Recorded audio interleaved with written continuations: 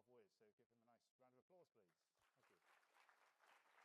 Thank you. Joe, welcome to the World Travel Market. I think it's the first time you've attended the event, isn't it? And yes. I'm very pleased to have you here. You had to fly in and have the stresses of getting a surface transport after your arrival on time, I think, into Luton this morning. But I flew a good airline this morning. Exactly, so, and your punctuality is, of course, very, very high, I believe. Yes, high. It is. Joe, I'd just like to start off by asking you a few things about your own background, because you didn't start your career in the airline business, and perhaps your audience isn't aware of that. So was it more of what is called the FMCG, fast-moving consumer goods? Well, I mean, obviously, this is kind of a story on its own. I actually had nothing to do with the airline business. I joined Procter & Gamble when I graduated at university, spent 10 years with the company, and the real temptation to the airline sector was, kind of the level of dissatisfaction I had, coming through the experience when I had to travel so much. I was managing 11 countries in the last part of my career at P&G. So I was exposed to travel quite a bit, and I always felt that the airline business was not as good as it should have been.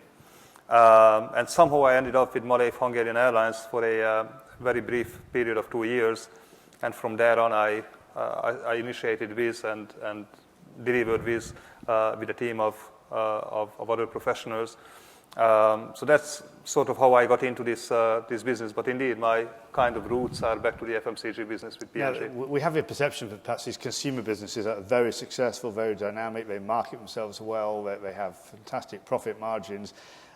You were frustrated perhaps in some of your travel experiences, but did you not feel a sense of anxiety about the thought of leaving that seemingly very profitable and successful background to go into the airline business?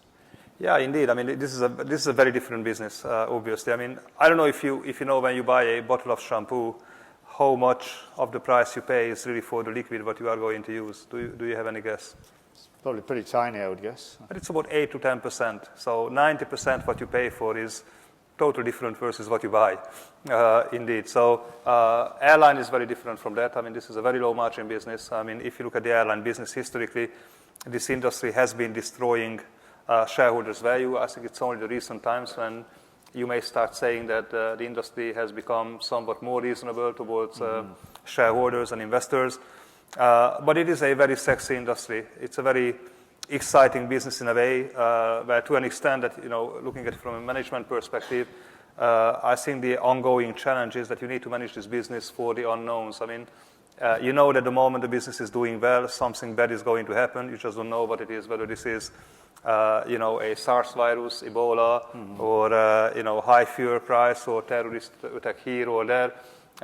It's just a very dynamic business with lots of issues around, a lot of exposure. But that's kind of what it makes it, nice, as a manager of that business. Well, I don't want to go too much to the past. Obviously, there's a success story to tell about the last 10 years of Wizz. But in terms of your arrival in the airline business at Malev, then the flag carrier, the national carrier of Hungary, were you approached or did you see a position? I don't remember if you started as CEO or you came in another role initially. No, I came in that role as a chief commercial officer. I was headhunted. I still cannot explain why I decided to get into this business. As you've said, I came from a highly profitable, very exciting multinational business at P&G into something that was struggling day in, day out, making huge losses, losing perspective on life completely. But I think that kind of created the challenge that, when you work for a big multinational, 80% of the success is done at the point when you show your business card. So when I handed over my P&G business card to my business partners, I mean, 80% of the business was done already just because of the shelter you enjoyed. That's certainly different in the airline sector. I mean, you need to fight for your own survival. I mean, you need to prove yourself. And I think that's the personal challenge what I took. Then fairly quickly, I became CEO of the company, which is a story on its own. So if we have 2 minutes for that, yeah, I tell you a bit about it. Because assumably you came in and found a team who had been there for years, had the old state-run, Eastern European, Soviet even outlook, if I could put it that way. So I was a commercial guy of Malev, and I had a team-building event in the evening. We were playing bowling, I remember, and we had quite a few drinks, so we really enjoyed ourselves. And it was like 11 o'clock in the evening when my phone was ringing, and it was my chairman calling me and said that, hey, we need to meet. I said, okay, well, let's meet tomorrow morning. He said, no, we need to meet now. I said, but how come? I mean, I'm playing bowling. I've had a few drinks, so I'm not in a shape of discussing anything with you today. No, we need to meet now.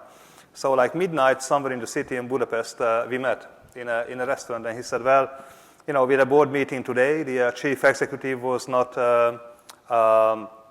extended. Her contract was up, and the board effectively cut the CEO, so we need a new CEO. So do you want to take the position? I said, I don't know. I mean, I'm kind of half drunk. I'm not sure I'm really in a position. He picked his moment. He also knew what he was doing. I should be making the decision. I'm going home. I'm waking up my wife who was sleeping. So I'm telling her that, hey, I was offered the chief executive position of Malev Hungarian Airlines. She looks at me and saying that, I mean, you would be really stupid to take it. So 8 o'clock in the morning, I'm seeing the chairman, and I'm saying, okay, of course, I'm taking it. So that's how I got in the role. But it didn't take too long, to be honest, to be over with that. A year and a half later, there were changes in politics, and the company was state-owned. The new regime had a different view on life, and we said goodbye to each other, and that's how we started. Again, just before coming on to that, I mean, you did make big changes. I mean, did the airline still run a lot of the old Russian-type aircraft equipment at that time, or was it already transitioning a little bit to more Western aircraft? I mean, it was a very exciting time. I mean, let's not forget that all happened in July 2001, and you remember 9/11 2001. That event changed the airline sector quite fundamentally. So I was in the middle of my kind of CEO onboarding at Malev when that event unfolded, and obviously made a huge impact. I think that created the opportunity for the airline and for me personally to make some very radical changes to the business. We renewed the fleet completely. We introduced the Boeing 737NG to the fleet. Before that, the company was flying all kind of aircraft, pretty old. Some Russian types, some classic Boeing aircraft, also some Fokkers and all kind of airplanes. Also, we restructured the business fairly fundamentally. We cut costs radically and actually improved the financial performance of the business fairly substantially. I think if I look back in the past 20 years of existence of that airline, actually that year was the best financial year in the middle of the biggest crisis in the airline industry ever.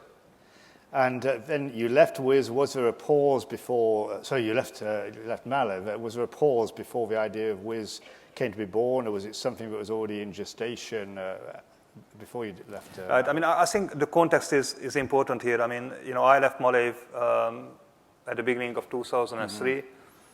You may recall that May 1st, 2004 was a big day for Europe. It exceeded 10 countries into the European Union. Most of them countries from Central and Eastern Europe, Poland, Hungary, Czech Republic, etc. They all joined the Union at that point.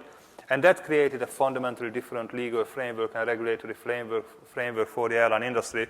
At that point, Europe became a domestic market in those countries, and you had free access to the European Union market, which was not the case before. So I kind of say that, Wizz Air was born at the right time, at the right place. I don't think we could have done it before because the regulatory environment was just not available for such initiatives. And we couldn't have done it later either because competition would have taken the market by that time. So that was really a window of opportunity that created Wizz in 2003. And we just took that opportunity and created this new initiative. We saw that the airline world is going to change. New generation airlines will make a profound impact on the development of the industry in the region. It was very clear that the RCC or even URCC, the autologous carrier model, is something which will prevail. This is a low disposable income market. You need to have low cost, low fares to stimulate traffic, and that's what we went about, and that's what became Wizz. Did you look at, because Ryanair and EasyJet were already on the scene and were beginning to grow quite strongly. Again, they got that benefit of 9/11 when everybody else was hemorrhaging, they were starting to grow. Did you look at their models as a kind of a guidepost to your initial business plan? Well, we looked at a number of models actually. We looked at Ryanair, EasyJet in Europe. I went to North America, went to WestJet, went to JetBlue at the time. JetBlue was created, you may recall, around that time. We looked at Southwest. So I think we had a fairly good empirical basis for contemplating what we think could be right or should be right for Central and Eastern Europe. And it was, as said, very quickly concluded that we need to pursue the low-cost airline model. I think we were also helped by Indigo Partners that became our principal investor in the business from the US. They were a private equity They are investor. a private equity fund with a portfolio investment in the ultra-low-cost airline sector effectively across the globe. So we started benefiting from that experience, that they had a universal view on the airline sector. So I think it all came together that we had a business opportunity. We had the market reality. We were building up the database on how various models work in different contexts. And then you had a very savvy, very disciplined investor coming into the business. So that kind of all created the very focused approach, what we call the ULCC, ultra-low-cost carrier approach. And we have been pursuing that approach ever since.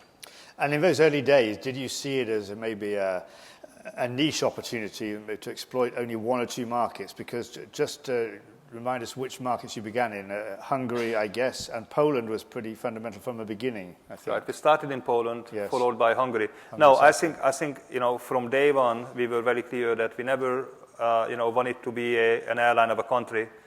We wanted to be an airline of Europe. By being focused on Central and Eastern Europe, just because that part of the continent was underpenetrated, untapped from a competitive perspective, and clearly we saw the need from a customer perspective to supply the model what we had on hand. So no, I mean this business was designed and built as a pan-European business from day one. Because I remember also at that time, pre the accession of a number of these countries to the EU, here in the UK, for example, I was aware myself in the airline business, there was a big Polish community. There had been for many years, and with Poland joining the EU, we were seeing these big movements of worker traffic. And a lot of people were going on coaches for maybe 30 or 40 hours. I guess that was the kind of thing you were looking at and seeing there's got to be an amazing opportunity. Yeah, we were doing a bit of a marketing on that. I mean, you went to Victoria, and you saw, a flood of Polish buses coming to Victoria. So we were, distributing our leaflets that, hey guys, I mean, don't be stupid to waste 20 hours on the road. I mean, you can make it over 2 hours by flying with us. So yeah, I mean, clearly, the market was converging, but it was converging the wrong way. We saw that, they really needed to have a low-cost airline alternative to ground transportation, which was not that cheap actually, and it was incredibly inefficient. I mean, you can imagine spending 25 hours on the road is not fun, versus flying probably for the same cost or even less. And you just needed to spread the news and use word of mouth and everything to make that point. But I think we were able to convey that message quite effectively, and we've been able to convert the market. But still, I mean, if you go to Victoria today, you are still seeing Polish buses coming. So those buses are still the job is not yet done completely.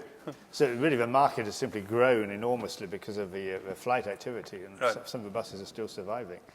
I mean, you said you got a very strong investor in this industry behind you right from the beginning. What about as you started to really then put the pieces of jigsaw together? You had to acquire aircraft. I mean, was there a question about being treated seriously by, say, Airbus or Boeing as you started to look for aircraft? And then what about airports? Did they say, well, who the heck are you? Right. I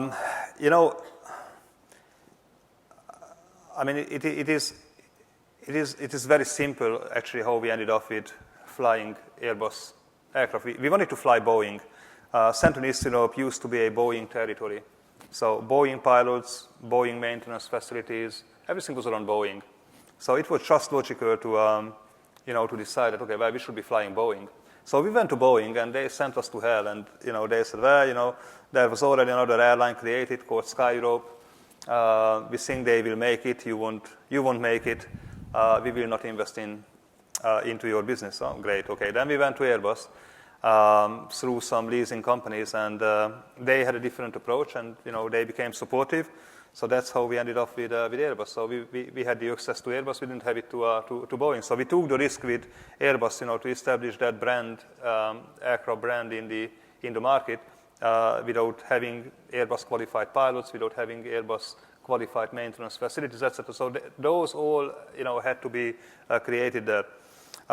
With regard to airports, we had a bit of a fear that, given my history with Malev, that the Hungarians would go against the initiative and potentially kill it on an administrative basis. So we deliberately wanted to avoid Hungary as the starting field. So that's why we went to Poland. We went to Katowice, an airport which was, literally in the middle of nowhere. It's a big coal mining area of Poland. It's a big coal mining area. There was nothing around the airport. It was not even an airport. It felt like a hut.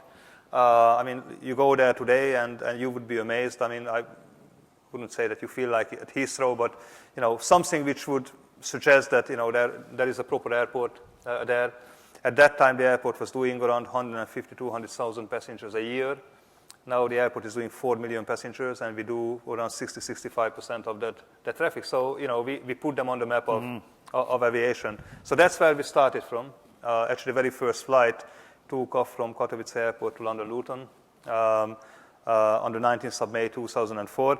And then slowly but surely we started expanding from that base, and one after the other we started opening more base operations in Budapest and in Warsaw, in Gdańsk in Poland. And for a couple of years we were containing our business in those two countries.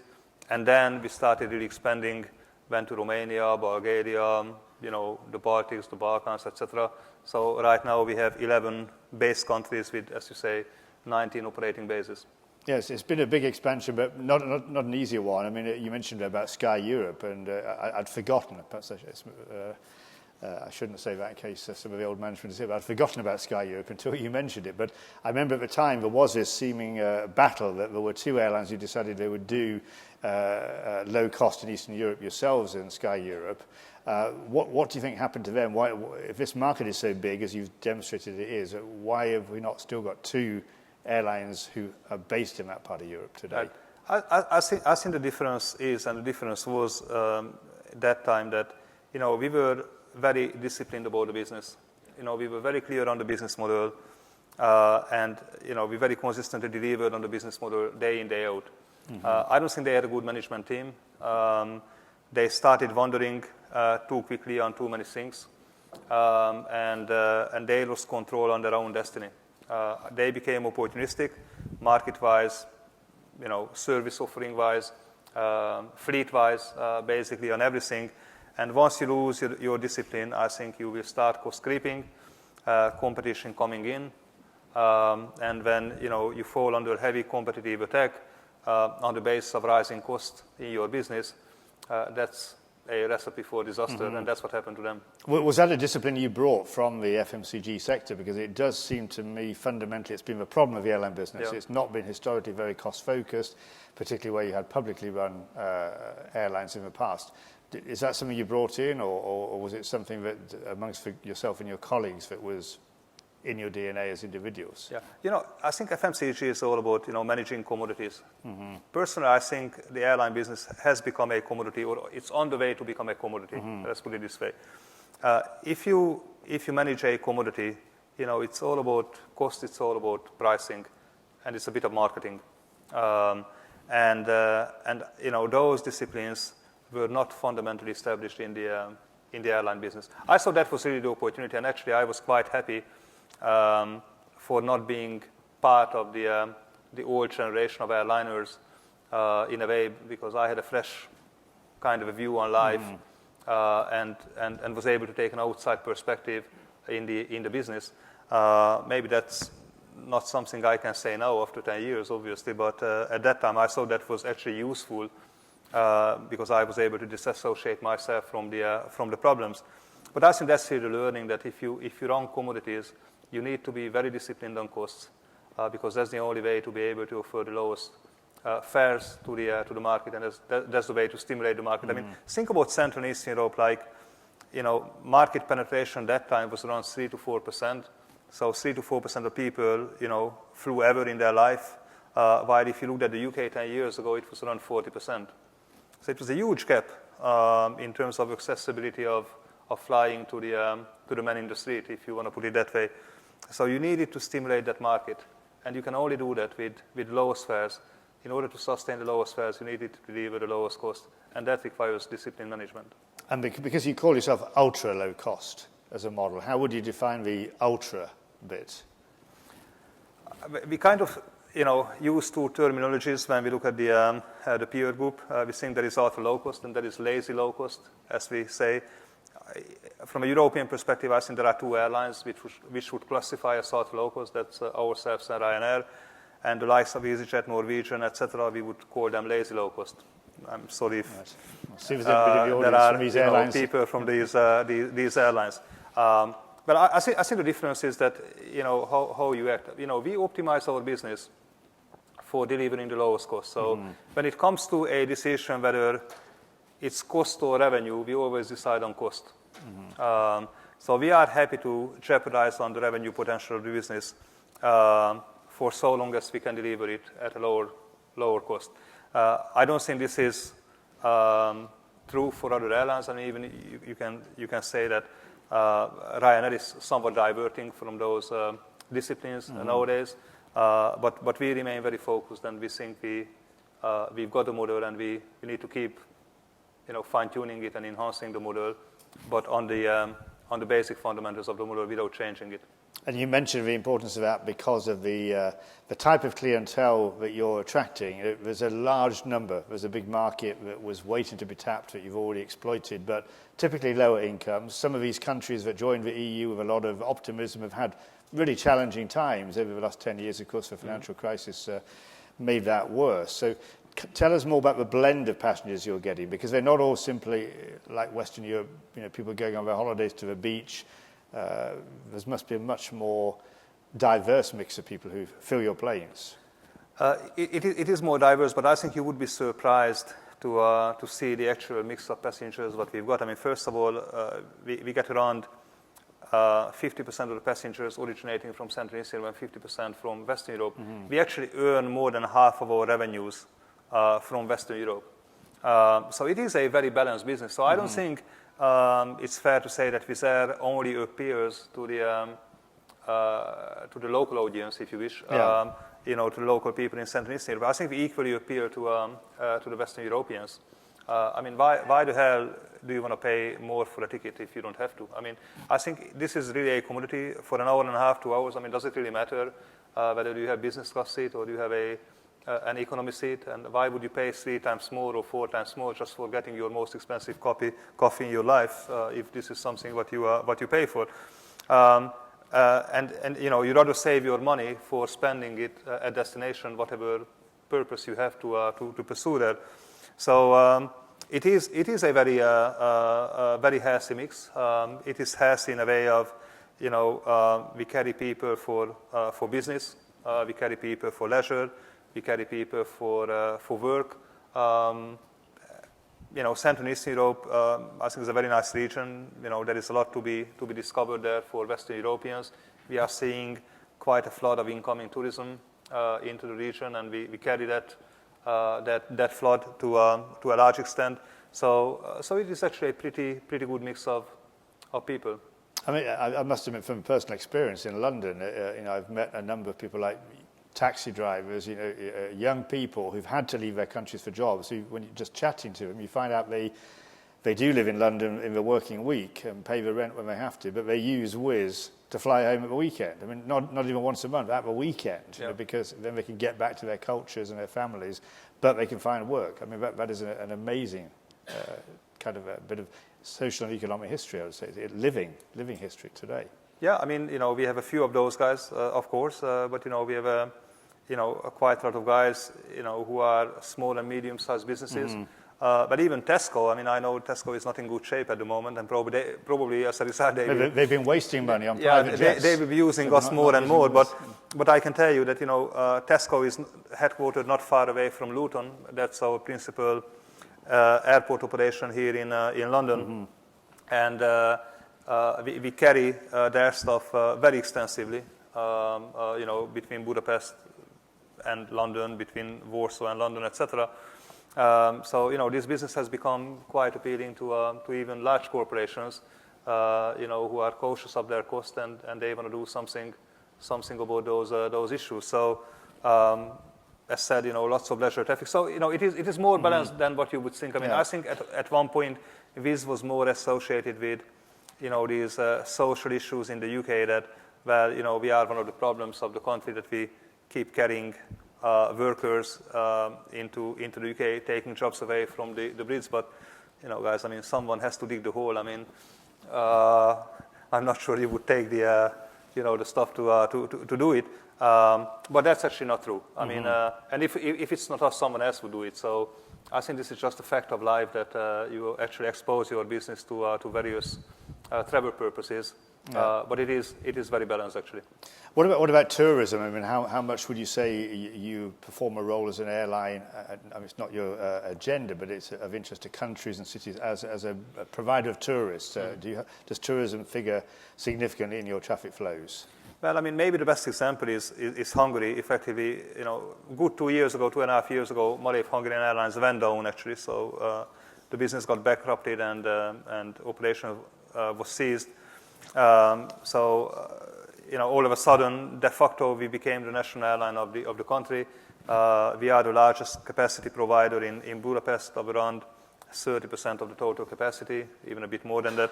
At that time, the whole country, especially politics, were extremely worrying what's going to happen to the Hungarian tourism. There is no national airline, so tourism is going to get defeated as a result. So that was the assumption.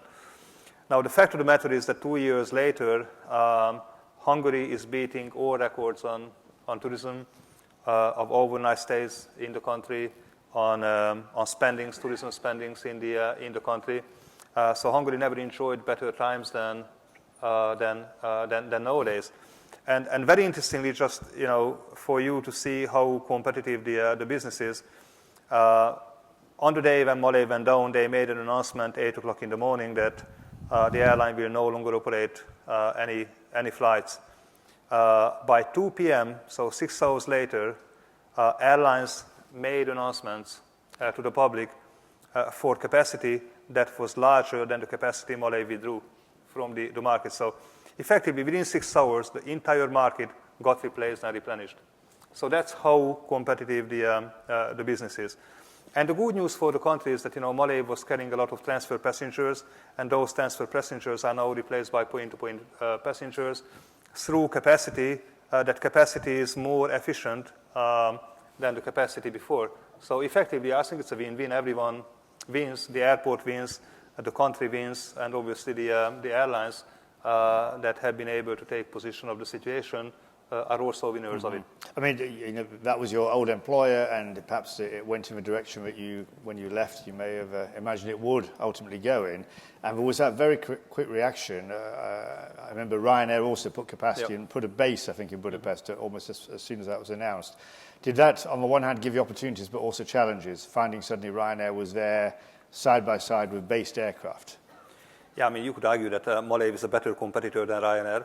I guess that's a fair conclusion to say. Nevertheless, I think we are a very formidable competitor. We compete hard. We compete on a very disciplined basis. We have a very low cost base, so we can be competitive with anyone, including Ryanair. The fact of the matter is that when Malev went down, we increased capacity to 5 aircraft. Ryanair came in with 5 aircraft in Budapest. Today, we have 9 aircraft in Budapest, and Ryanair has 2. So, must say something, mustn't it? You can't tell me exactly what in financial terms, but it must say something. Well, we are a very solid business, financially speaking. I mean, let's just touch on the UK. I mean, you flew in this morning to Luton. I mean, you're a big player in the UK market now, flying to, I think, 5 airports. Do you want to tell us a bit more about that and your position in Luton, because that's perhaps bigger than some people realise? Yeah, we are a fairly significant airline in Luton. Certainly we are the second largest airline there.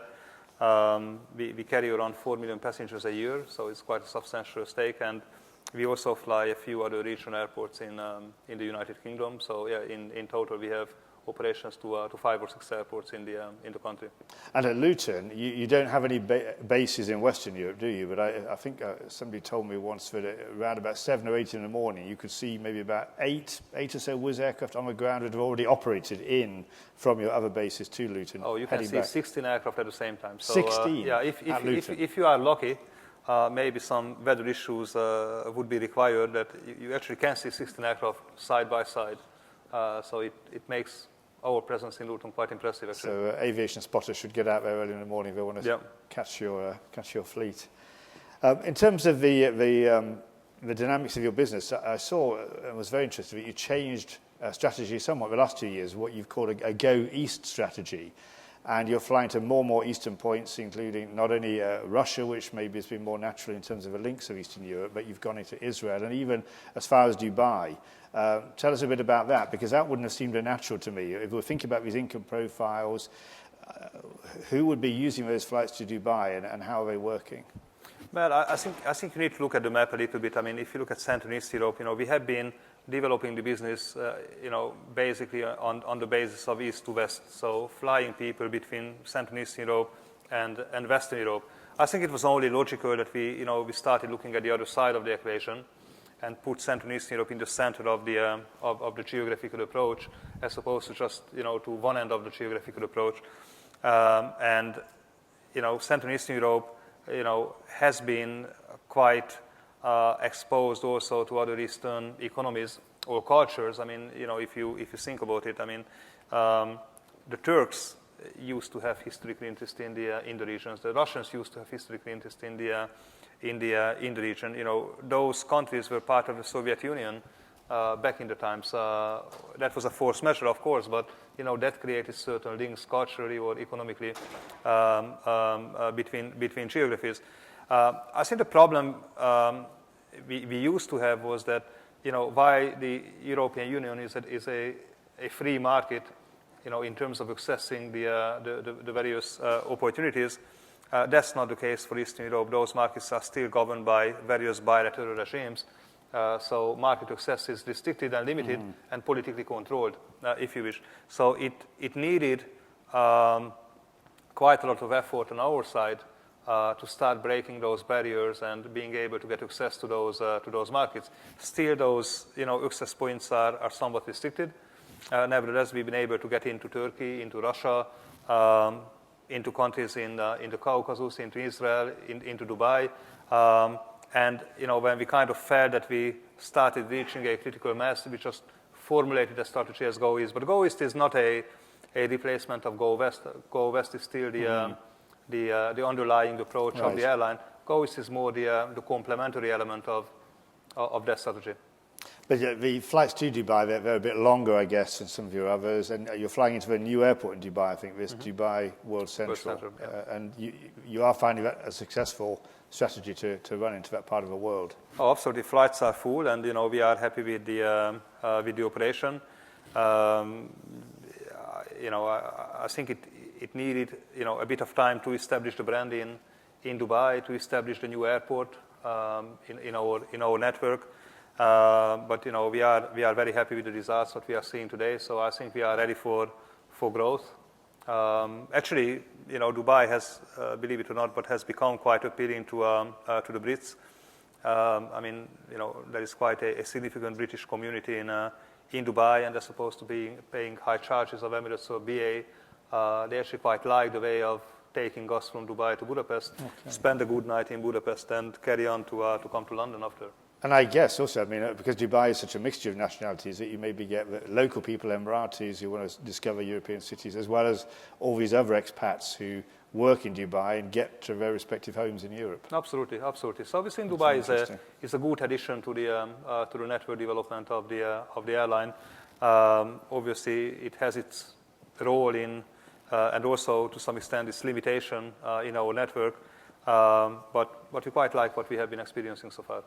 Just ask you another question, Joe, and then we'll go to the audience to give the ladies and gentlemen a chance to pose their questions to you.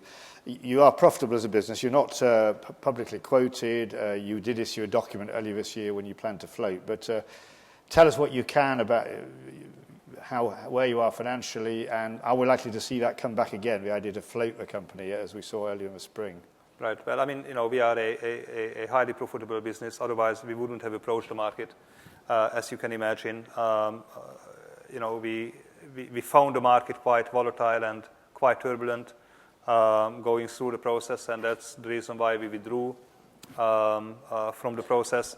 Nevertheless, we stand ready to look at the market again when we think, the market is in good shape for an IPO. But the most important, message I can convey here is that, we are not desperate for an IPO. We are very self-sufficient in terms of liquidity. We have been funding our growth for 8 years without, touching the capital market in any shape or form. And we can continue to do that. So that's the position what we are taking. And when the market is good, we look at it again. And certainly, if we look at the last few months or even the last few weeks, airline stocks have taken a battering. So we'll see. It was a wise decision to pull back at that moment. Yeah, I think we need to see the dust to settle down before we can take considerations. Right, ladies and gentlemen, who would like to ask a question to Joe Varadi? Gentlemen, second row back. If we can just get a mic. We're just going to get a mic, so if you could just introduce yourself and then just give a second, just so we want to be able to hear your question.